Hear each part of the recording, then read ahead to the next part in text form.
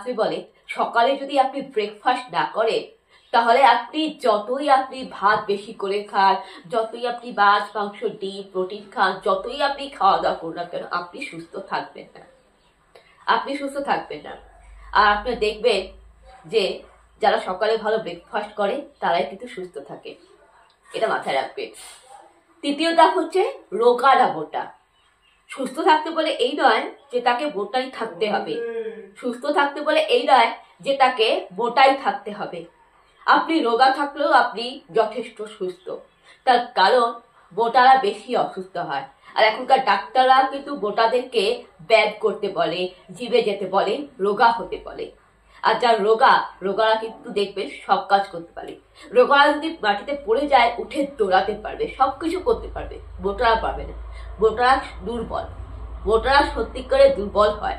কিন্তু একটা জিনিস মোটাদের যেটা শক্তি আছে সেটা হচ্ছে মোটা মানুষরা গ্যাস সিলিন্ডার উঠাতে পারবে, মানে হলবার যে শক্তি পায় আর কি। ভারী জিনিসগুলা মোটারাই টানতে পারে, রোগারা কিন্তু ভারী জিনিস টানতে পারে না। মানে ভগবান পৃথিবীতে, ঈশ্বর আমাদেরকে অনেকভাবে সৃষ্টি করেছে।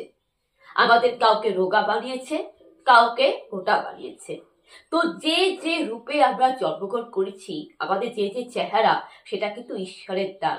কেন আমাদের রূপ, চেহারা, আমাদের যে শরীরটা, সেটা হচ্ছে ঈশ্বরের দান। তাই আমরা সবসময় ঈশ্বরকে ধন্যবাদ দিব। রোগা বলে আপনি কখনো দুঃখ করবেন না, রোগা বলে আপনি কাউকে হিংসা করবেন না, রোগা বলে আপনি কাউকে সমালোচনা করবেন না, মোটা বলে আপনি কাউকে হিংসা করবেন না, মোটা বলে আপনি কাউকে সমালোচনা করবেন না। কেন রোগা মোটা সবই হচ্ছে ঈশ্বরের দান। ঈশ্বরকে ধন্যবাদ দিন। আর আপনি যে নিজে রোগা আপনি গর্বিত হন, আপনি যে নিজে মোটা আপনি গর্বিত হন। ঈশ্বরের নামে আপনি আরাধনা করুন। তার কারণ আমরা পৃথিবীতে যখন জন্মেছি ঈশ্বর আমাদেরকে সেইভাবে সৃষ্টি করেছে। কিন্তু যখন আমরা পৃথিবী ছেড়ে যখন চলে যাব, তখন আমরা না রোগা হয়ে যাব না মোটা হয়ে যাব। রোগা মোটা সেটাকেও আমরা ত্যাগ করতে হবে। অর্থাৎ আমাদের দেহটা তো কবরে মিশে যাবে, দেহটা তো চন্দন কাঠের চিতায় শ্মশানে সৎকার হয়ে যাবে। আমাদের দেহটা তো চন্দন কাঠের চিতায় সৎকার হয়ে যাবে, আমাদের দেহটা তো কবরে মিশে যাবে। তাই রোগা মোটা নিয়ে আপনি কিছু করবেন না, আপনার চেহারা নিয়ে আপনি কোনো সংকোচ করবেন না। এমনকি আপনি যদি অন্য কোনো ব্যক্তিকে দেখেন যে সে রোগা না মোটা, তাকে আপনি কোনো কটু কথা বলবেন না, তাকে আপনি কোনো নেগেটিভ কথা বলবেন না, এটা আবার বলার অধিকার নাই। কারণ ঈশ্বর তাকে সৃষ্টি করেছে, ঈশ্বর তাকে রোগা মোটা বলে সৃষ্টি করেছে। আপনি তাকে রোগা মোটা বলে তাকে খোঁচাইতে পারে না। আপনি বলতে পারেন না, এই তুই রোগা, কে তোকে মা বাবা খেতে দেয় না, কি তুই খাস না, তুই রোগা, একটু বাতাসের হাওয়া পড়লে ছলে উঠলে তো ভাসে যাবে, এটা আপনি বলতে পারেন না। কিরে তুই মোটা কেন, বেশি খাওয়া দাওয়া কর নাকি, আপনি কাউকে খাওয়ার কোটা দিতে পারেন না। কারণ রোগা মোটা নিয়ে, কারো রোগা মোটা নিয়ে, চেহারা নিয়ে কথা বলা ব্যাড ম্যানার্স, এটা আপনাকে মনে রাখতে হবে। রোগা মোটা কিন্তু সব থেকে ভালো, আর মোটাদের থেকে আমি বলবো রোগা থাকা অনেক বেশি ভালো। হ্যাঁ, মানুষের রোগ হতেই পারে, আজকাল মানুষের জন্মাচ্ছি, তাই মানুষের অসুখ বিসুখ হতে পারে, মানুষের অসুখ বিসুখ হতে পারে। মানুষের মধ্যে তো দোষ গুণ আছে, দেখবেন মানুষের মধ্যে ভালো দিক আছে, খারাপ দিক আছে। তাই আমরা মানুষ, আমাদের রক্ত মাংসের মানুষ, আমাদের শরীরের মাংস আছে, রক্ত আছে, হাড় আছে, তাই আমরা হচ্ছে রক্ত মাংসের মানুষ। আমরা হচ্ছি রক্ত মাংসের মানুষ। মানুষ বলেই আমাদের দোষ আছে, গুণ আছে, ভালো দিক আছে, খারাপ দিক আছে। কিন্তু আমাদের যদি খারাপ দিক না থাকে, দোষ না থাকে, আমরা যদি একেবারে 100% পারদর্শী হই, মানে 100% পবিত্র হই, 100% যদি ভালো হই, একদম সৎ, মানে কোনো দোষ নেই, মানে একদম ধোয়া তুলসী পাতা, মানে 100% পবিত্র হই, আর যদি আমাদের শরীরে যদি এক বিন্দু যদি কোনো রোগ না থাকে, তাহলে কিন্তু সে ব্যক্তি সাধু, সে ব্যক্তি ভগবান। আর যে মানুষ একেবারেই মানে অপরাধী, একেবারেই আসামি, যার মধ্যে 1% কোনো গুণ নেই, 1% ভালো দিক নেই, যার একেবারেই মানে সে অসুখে ভোগা, 1% মানে তার কি বলবো, মানে মানসিক দিক থেকে অসুস্থ, শারীরিক দিক থেকে অসুস্থ, চিন্তাধারা থেকে, চিন্তা ভাবনা থেকে যে অসুস্থ, এবং তার 1% গুণ নেই, মানে ভালো দিক নেই, সে একেবারে অপরাধী, মানে সে বারবার জেলে যাচ্ছে, তার কাজ হচ্ছে গুন্ডামি করা, তার কাজ হচ্ছে খারাপ কাজ করা, অসৎ পথে যাওয়া। সেই মানুষটা হচ্ছে অসুর দানব। তারা হচ্ছে অসুর দানব, মানে অসুর দানবরা হচ্ছে কি, মানে তারা খারাপ কাজ করে যায়। দেখতে তারা মানুষের মতন বটে, দেখতে তারা মানুষের মতন, কিন্তু তারা কিন্তু মানুষ না, তারা হচ্ছে অমানুষ, মানে তারা অসুর দানব। তাদের কাজ হচ্ছে কি খারাপ কাজ করে যাওয়া, অসৎ পথে যাওয়া। হ্যাঁ, তাদের মধ্যে কি 1%ও গুণ নেই। আর যেসব ব্যক্তি দেখবে একেবারে সৎ, ধার্মিক, পবিত্র, মানে যাদের 1% কোনো দোষ নেই, কোনো খুঁত নেই, তারা হচ্ছে ভগবান সাধু। কিন্তু মাঝখানে রয়েছে কে? মানুষ। আমরা হচ্ছি মানুষ, আমরা না ভগবান, আমরা না সাধু, আমরা কোনো কিছু নেই, আমরা মধ্যবর্তী স্তরে আছি, আমরা হচ্ছি মানুষ। তাই মানুষের মধ্যে দোষ গুণ দুটোই আছে, এটা আপনাকে বুঝতে হবে। মানুষের মধ্যে ভালো দিকও আছে, খারাপ দিকও আছে, কিন্তু আমাদেরকে সবসময় চেষ্টা করতে হবে সৎ পথে চলার, আমাদেরকে চেষ্টা করতে হবে ভালো পথে চলার। এটা যদি আপনি মানতে পারেন, আপনি মানসিক দিক থেকে সুস্থ থাকবেন। আর মানসিক দিক থেকে যে ব্যক্তি সুস্থ থাকে, সে ব্যক্তি কিন্তু শারীরিক দিক থেকে সুস্থ থাকে। যে ব্যক্তি মানসিক দিক থেকে সুস্থ থাকে না, সে ব্যক্তি শারীরিক দিক থেকে সুস্থ থাকতে পারে না। তা আপনি এটা মাথায় রাখবেন। আর এবার আসি বাস্তবিক কিছু চিরন্তন সত্য কথা।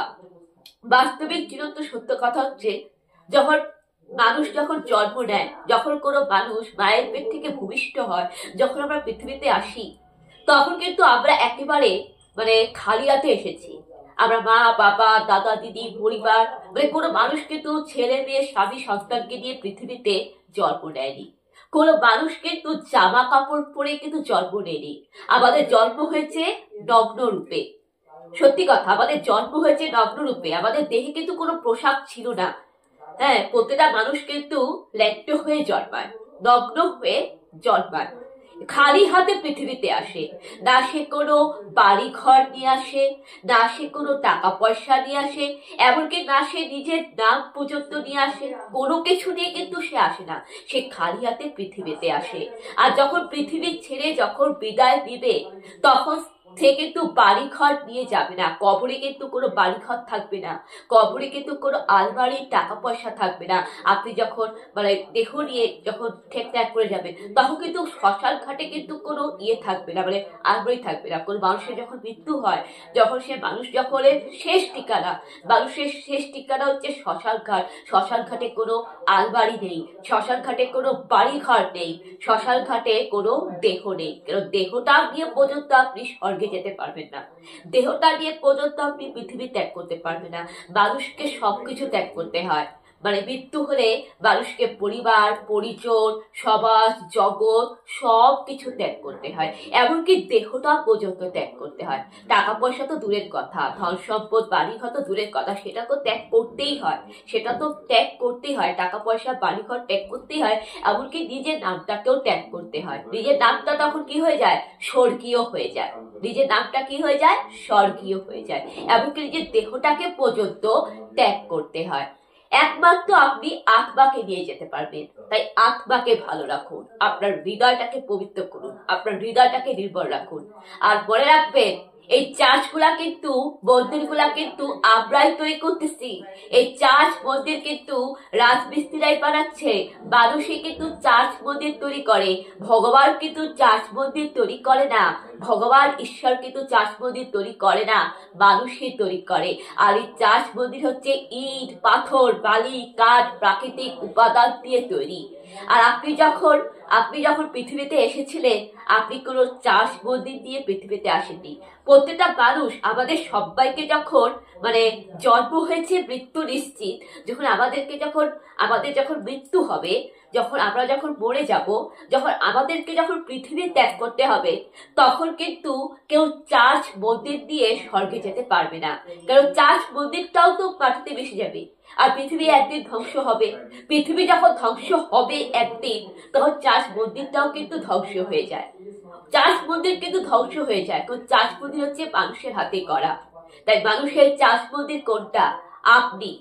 আপনি হচ্ছেন চার্চ অফ গড, আপনি হচ্ছেন চার্চ অফ গড। হ্যাঁ, আমাদের মানুষের শরীরটা হচ্ছে চার্চ অফ গড।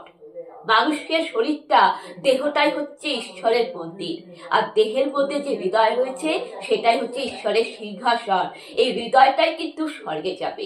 এই হৃদয়টা দিয়ে আপনি আত্মাকে দিয়েই কিন্তু আপনি উপরে যেতে পারবেন। তাই কাজে আপনি নিজে সুস্থ থাকার চেষ্টা করুন, আপনি নিজে সুস্থ থাকার চেষ্টা করুন, আপনি মানসিক দিক থেকে সুস্থ থাকার চেষ্টা করুন, আপনি প্রার্থনা করুন, আপনি সৎ পথে চলার চেষ্টা করুন, সৎ পথে চলার চেষ্টা করুন, আপনি প্রার্থনা করুন, আপনার হৃদয়টাকে পবিত্র রাখার চেষ্টা করুন। এই চিরন্তন সত্য কথা আপনি মনে রাখবেন, এই চিরন্তন সত্য কথা কিন্তু আপনাকে মনে রাখতে হবে। আপনি পারলে এইগুলো ছোট ছোট টিপস গুলো ছোট থেকে আপনাদের বাড়িতে কোনো বাচ্চা থাকলে, কোনো শিশু থাকলে, ছোট ছোট ভাই বোন থাকলে আপনি তাকেও বোঝান, তাকেও ছোট থেকে আপনি এই শিক্ষা দিন। বাচ্চাদেরকে আপনি নাচ গান শিখাবেন, বিনোদন শিখাবেন, খেলাধুলা শিখাবেন, লেখাপড়া শিখাবেন, সবকিছু শিখাবেন। সবকিছু শেখানোর পাশাপাশি প্রার্থনা করা শেখান। হ্যাঁ, প্রার্থনা করা, গীতা বাইবেল পাঠ করা শেখান। দেবের জীবনটা অনেক উন্নতি হবে, জীবনে অনেক উন্নতি হবে। এটাই আমার বলার ছিল। আপনার সবাই ভালো থাকবেন, সুস্থ থাকবেন। আমাদের অনেক পরে আমি আবার আসবো আপনাদের কাছে আরো অনেক বিষয় আলোচনা করতে। তাই আজকে আমার বার্তা এটুকুই ছিল। আপনারা সবাই ভালো থাকবেন। আমার প্রিয় দাদারা, দিদিরা, মাতা পিতারা, শিক্ষাগুরু, আমার বন্ধু বান্ধবী, সবাইকে নমস্কার, সবাইকে ধন্যবাদ আপনাদের। এবং যদি কোনো ভুল ত্রুটি হয়ে থাকে, যদি কোনো কথা বলার মধ্যে যদি কোনো ভুল বলে থাকি, তাহলে ক্ষমা করবেন, মার্জনা করবেন। এবং যদি পারেন এই ভিডিওটি আপনার সবাই করে দেখবেন। যাদের আবার কথা ভালো লেগেছে তাদেরকে অনেক ধন্যবাদ। যাদের ভালো লেগেছে তারা আবার কথাটা গ্রহণ করতে পারে। আর যাদের হয়তো ভালো লাগে না, অনেক মানুষের আছে উচিত কথা সহ্য হয় না, তারা প্লিজ অ্যাভয়েড করবেন। তো দয়া করে সমালোচনা পরচর্চা করবেন না। ভালো থাকবেন। ঈশ্বর আপনাদের মঙ্গল করুন। ধন্যবাদ।